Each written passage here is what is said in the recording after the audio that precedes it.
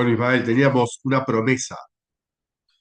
Exacto, sí, porque después de haber visto el capítulo de las dificultades demográficas que tiene el Estado de Israel, lo otro que importa es ver la situación de la economía. Y acá sobre lo que nos vamos a centrar es más que nada en los aspectos financieros de la economía, algo de los aspectos económicos, pero fundamentalmente de los aspectos financieros. Elegimos esta imagen, que es de una manifestación, si no me equivoco, de 2022 en Israel, porque tiene un simbolismo muy particular. Lo que vemos que dice ahí es From Startup Nation to Shutdown Nation. Bien, ¿qué significa esto? ¿Cómo se podría traducir al español? Aquí hay una especie, hay algo importante que aclarar, que es que cuando se refiere a startup, se refiere a un tipo de empresas, que es lo que se llaman empresas emergentes, por eso se le llama startup, que están estrechamente vinculadas al sector tecnología, que es el sector abanderado del sector, digamos, de la economía israelí, que es su orgullo, es decir, lo que le gusta mostrar al mundo, que son las startups vinculadas al desarrollo de la tecnología, en concreto de la informática, el desarrollo de las herramientas de inteligencia artificial, etcétera. Bien, eh, se juega acá con la palabra startup como empresa, y acá lo que se dice es que vendría a ser como que Israel pasa de ser una nación emergente o de empresas emergentes, y acá dice, luego dice shutdown nation, haciendo referencia a cuando una empresa cierra, es decir, cuando una empresa va a la quiebra. Entonces dice, de nación emergente o de nación de empresas emergentes a nación en quiebra o nación de empresas en quiebra. Ahora, ¿qué es lo interesante de esto? Porque no es una frase que se le ocurrió de repente a un israelí cuando dijo, bueno, esto se está complicando, entonces lo que podemos pensar es esto. No, este es uno de los eslóganes del movimiento de boicot, desinversión y sanciones a Israel. O sea, es un eslogan que acuñó este movimiento que está en contra del proyecto sionista y que lo utiliza, digamos, como uno de sus latiguillos, ¿no? Lo venía usando como uno de sus latiguillos, es decir, que cuando la población israelí hace una movilización y hace una bandera de este tamaño en el cual pone el eslogan del movimiento que está en contra del Estado sionista, está haciendo una declaración muy fuerte, porque estos son los propios ciudadanos israelíes que están tomando un elemento que va en contra digamos, del elemento constitutivo de su sociedad, que es el sionismo, que es el supremacismo sionista en el Estado de Israel. Entonces, es muy significativo, y esto es una manifestación de 2021 o 2022, o sea, es previa al 7 de octubre,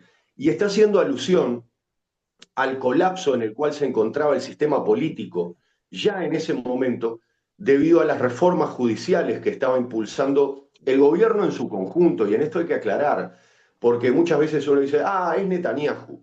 No, no, no es Netanyahu, es el gobierno en su conjunto, y es importante entender algo acá, que es un proyecto del cual se beneficiaría cualquier gobierno que ascienda. Entonces, la oposición que pueda hacer la ultraderecha, que nosotros acá consideramos como más liberal, pero esa oposición que podría ser la ultraderecha también se beneficiaría de eso. Entonces, por lo tanto, la oposición que hace a eso es sumamente tibia, y la gente entonces termina saliendo a las calles defraudada por sus propios políticos para protestar. Esto es entonces, digamos, es una especie de preámbulo para que podamos entender no solamente esta imagen, sino la importancia de esta imagen como clave para entender de todo lo que vamos a hablar. Y justamente en la diapo siguiente, que es la Toca, diapo 8, sí. exactamente vamos a hablar directamente de las startups. Y no vamos a hablar de cualquier manera. Lo que estamos haciendo es utilizar el titular de la web del estudio Gornitsky, y Company, que es un estudio asesor, un buffet de abogados, economistas, etcétera, que asesora sobre inversiones en Israel. En el 28 de junio de 2023, es decir, previo al 7 de octubre, lo que indica en su página web es que las inversiones iniciales en startups, o sea, en este tipo de empresa, israelíes, cayeron un 90% en el primer trimestre de 2023, ¿no? Estamos hablando de algo que es gravísimo. Ah, un ¿No? colapso total. O sea, Exacto, si tu industria insigne de repente cae la inversión un 90%, evidentemente tenés un problemón. Entre otras cosas, ¿por qué? Porque no es que sea tu industria abanderada simple y sencillamente porque te gustó, porque es un lindo símbolo. Es, entre otras cosas, porque se hace cargo de mover la economía, es decir, aporta a la economía. ¿Tá? Y después no lo tenemos acá porque está dentro de otro capítulo que vamos a preparar, pero igualmente lo adelanto. Hay otra señal muy fuerte, que es, a partir de esto, que es actualmente, o sea, a hoy día, la mitad de los trabajadores de este sector tecnológico no está en Israel. Es decir, trabaja para proyectos de Israel, pero están en el exterior, la mitad. ¿Ah? Esto es muy importante entenderlo. Bien, ahora vamos a otro aspecto, que es, si podemos pasar a la diapo 9, es ok. otro aspecto de la economía. Todo lo que vamos a ver ahora son titulares de la prensa israelí, y no solamente de cualquier prensa israelí, sino de la prensa que podríamos llamar oficialista. Es decir, la prensa que está más cercana al Likud, ¿tá? Que es uno de los partidos de gobierno de Israel. ¿Tá? En este caso es del Times of Israel, de fecha de marzo de 2024. Dice, la recaudación de fondos de capital de riesgo israelí alcanzó su nivel más bajo en 8 años, en 2023. Un año de agitación política y el estallido de la guerra entre Israel y Hamas hicieron que los fondos de recaudación por los inversores de capital de riesgo locales se desplomaron 73% con respecto al año anterior, según el informe del estudio del que hablábamos antes, el estudio Gornitsky. Perdón, sí, Gornitsky. Bien, ¿cuál es el problema de esto? Estas inversiones de riesgo se refieren, entre otras cosas, no solamente a las startups, sino a otro tipo de empresas que están empezando a abrirse camino y que entonces necesitan inversión que por el hecho de no tener un precedente se indica como capital de riesgo o como oportunidades de inversión que necesitan un tiempo para transitar. Entonces, más bien estamos hablando como sectores de la economía que están emergiendo. Esa es una de las cosas que puede ser considerado como capital, como inversión en capital de riesgo. ¿Tá? Entonces, eso en 2023 se desplomó un 73%. ¿Qué quiere decir esto? Según indicaba un economista judío, ex ciudadano de Israel, que ahora está dirigiendo la parte de boicot y desinversión a la industria armamentista de Israel, el doctor Shir Heber, economista, decía que esto significa que los propios inversores israelíes ya no creen más en la economía. O sea, el dato fundamental de esto es que los inversores israelíes no creen más en la economía. Esto es lo importante aclarar y por eso todo lo que vamos a ver a continuación fortalecen esa noción. Ahora vamos a ir, si te parece, a la diapo 10 Ajá. para ver otro aspecto de esto, que es el índice bursátil. Todos los países tienen un índice bursátil que lo que hace es como promediar el valor de las acciones digamos, en toda su industria, por decirlo así, es decir, en todas las empresas que cotizan en bolsa en ese país, se establece una especie de promedio que es ese índice bursátil. En Israel se le llama TASE, que es el índice de referencia de la Bolsa de Valores de Tel Aviv. Bien, el TASE, dice el Times of Israel, del 23 de marzo de 2025, es decir, de ahora no más, sufre la mayor pérdida desde octubre de 2023, que fue un periodo muy difícil, como podemos imaginar, liderada por las acciones bancarias. ¿Eso qué quiere decir? Que los bancos son los responsables de esta baja en el índice. Las acciones de Tel Aviv se desplomaron ante la creciente preocupación de los inversores por una inminente crisis constitucional. Y ahora vamos a explicar a qué se refiere con la crisis constitucional. El shekel se debilita ante los intentos de destruir a los principales guardianes, dice, y ahora vamos a explicar quiénes son. Una moneda local más débil, y se apura acá en el colgado, ¿no?, a explicar la cosa, encarece los bienes importados e incluso los alimentos para los hogares israelíes y mantendrá los tipos de interés elevados. Esto es otra cosa que juega en contra de una economía que está intentando recuperarse de un colapso económico. Ahora, ¿a qué se refiere con la crisis constitucional? Esto es un juego de palabras en verdad porque Israel no tiene constitución, tiene leyes básicas. Ahora, se refiere a una crisis institucional. ¿Por qué está dada esta crisis institucional? Bien, vamos a relacionarlo, ahora sí volvemos a Gaza, a el bloqueo total de ayuda humanitaria que impuso nuevamente el Estado de Israel sobre la población de Gaza. Se da en el mismo momento en que Netanyahu estaba enfrentando dificultades en la Knesset, o sea, en el Parlamento, para aprobar el presupuesto anual. Entonces, para poder aprobar ese presupuesto, tuvo que hacer que Itamar Ben-Gvir, que era el ministro del Interior, por decirlo así, el ministro de Seguridad, que había abandonado el gabinete cuando Netanyahu no tuvo más remedio que aceptar el cese al fuego que le impuso Donald Trump, le había restado un voto. Entonces lo tuvo que llamar para que pusiera ese voto para aprobar el presupuesto, porque es un presupuesto de estado de colapso, es un presupuesto total que ya anuncia un déficit. Entonces tiene que llamar a Itamar Ben-Gvir, que como contrapartida lo que le plantea es que, bueno, que tiene que bloquear la ayuda humanitaria y reanudar los bombardeos. Cosa que, por supuesto, a Netanyahu, encantado de la vida. Así como todo el sistema político de ultraderecha de Israel, vamos a aclarar, no es que no haya una izquierda, por decirlo así, en Israel, sino que esa izquierda está como restringida a números muy mínimos en el Parlamento. De hecho, incluso hay ciudadanos con doble ciudadanía, palestino-israelíes, que tienen una mínima presencia en el Parlamento que hoy por hoy están en una situación de acoso total. Pero bien, volvamos a este tema. Entonces, el asunto es que esta crisis se da por eso, por la aprobación de este presupuesto, que da a las claras muestras de que es el comienzo del colapso total de la economía, y a su vez dice, entonces el titular, que lo que intenta es destituir a los principales guardianes. Acá de lo que estamos hablando es de la forma en la que Netanyahu está destituyendo a figuras, por ejemplo, del Shin Bet, o sea, de la inteligencia israelí, que están empezando a aportar informes que demuestran su complicidad en distintas cosas que van en contra de la soberanía de Israel.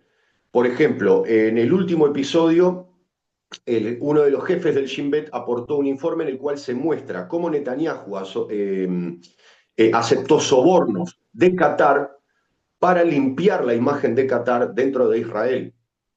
Está comprobado, o sea, hay informes de inteligencia del Shin Bet que indican que Netanyahu aceptó esos sobornos.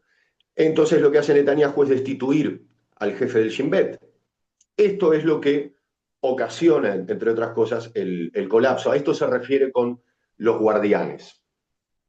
Ahora vamos a otro titular en la diapo 11. Vamos un poco para atrás para ir a otro aspecto que es muy importante, que son los fondos. Es decir, ¿dónde los israelíes que tienen ahorros, dónde ponen ese dinero? Y vamos a ver lo que dice este titular del Times of Israel de febrero de 2023, previo al 7 de octubre de 2023. ¿Sí? Bien, dice, los banqueros advierten a Smotrich, que es el secretario de Finanzas de Israel, que la reestructuración judicial ya está causando consecuencias económicas. Los líderes de los bancos israelíes informan al ministro de Finanzas que los fondos están saliendo de Israel a un ritmo 10 veces mayor de lo habitual. Es decir, los fondos se venían fugando de Israel, o sea, la gente tomaba sus ahorros y los sacaba de Israel, de los bancos israelíes, debido al nerviosismo por la legislación gubernamental, perdón, y la inestabilidad. Esto es del 14 de febrero de 2023, o sea, previo al 7 de octubre. Al día siguiente, ¿qué es lo que dice? Ya directamente como para decir, bueno, no estamos jorobando. Dice, el mismo Times of Israel, informe, funcionarios bancarios creen que 4.000 millones de dólares salieron de Israel en las últimas semanas. Mientras la coalición avanza con sus planes de restringir el poder judicial y la incertidumbre, invade el mercado local, particulares y empresas buscan transferir dinero a cuentas en el extranjero. De hecho, si uno lee el artículo, se encuentra con algunos testimonios anónimos que son, por ejemplo, personas que dicen, bueno, yo todavía no pienso en irme de Israel, pero sí voy a transferir mis fondos hacia afuera porque este gobierno no me está ofreciendo garantías de que mi dinero va a ser bien cuidado. ¿Ah? Entonces lo que estaban haciendo esos ciudadanos era trasladar sus fondos. Ahora, esto no solamente ocurre con los ciudadanos particulares, sino con los fondos de inversión. Es decir, aquellos, por ejemplo, que tienen, así como acá en Uruguay, las AFAPs o las AFP, los fondos jubilatorios ya se estaban invirtiendo en el extranjero y no en Israel. Por ejemplo, vamos a poner por caso, como en Uruguay, es como que las AFAPs dejen de invertir en proyectos de la economía uruguaya, como está ocurriendo actualmente, y los empiecen a invertir en el exterior. Eso, entre otras cosas, es un faltante de dinero para la economía del país, porque Claro. los está ubicando fuera, en el exterior. Esto estaba ocurriendo en febrero de 2023. Ahora, justamente, para terminar, vamos a lo que entonces es inevitable, que es, bueno, ¿cómo hace con esta situación económica, con esta fuga de capitales, esta fuga de ahorros, cómo hace con la baja de inversión en, por ejemplo, las startups?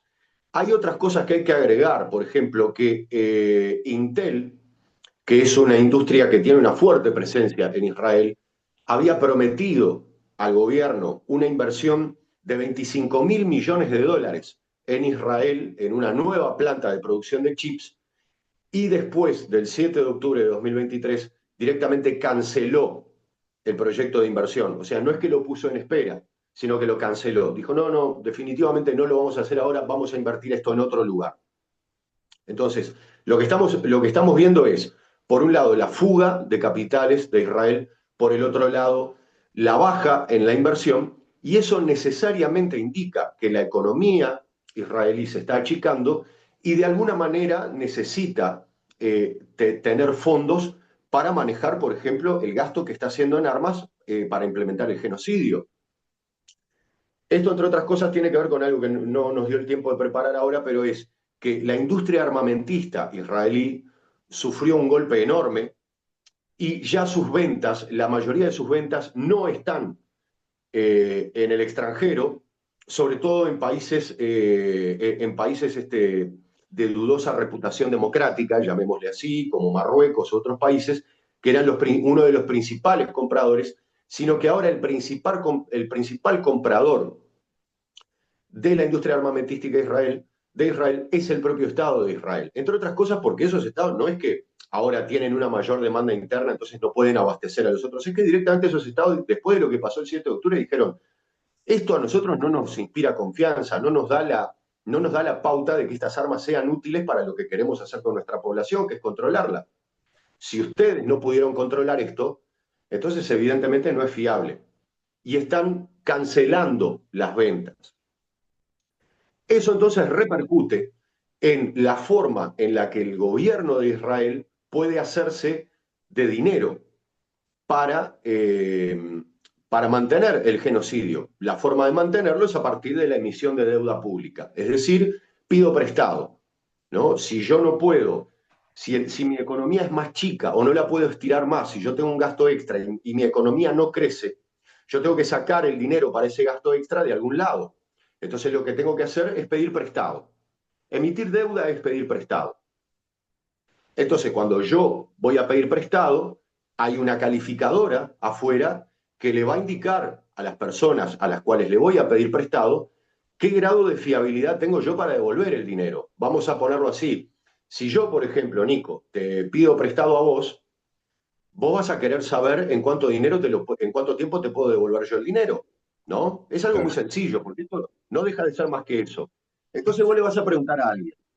Vamos a suponer que ese alguien es una calificadora de riesgo como Moody's.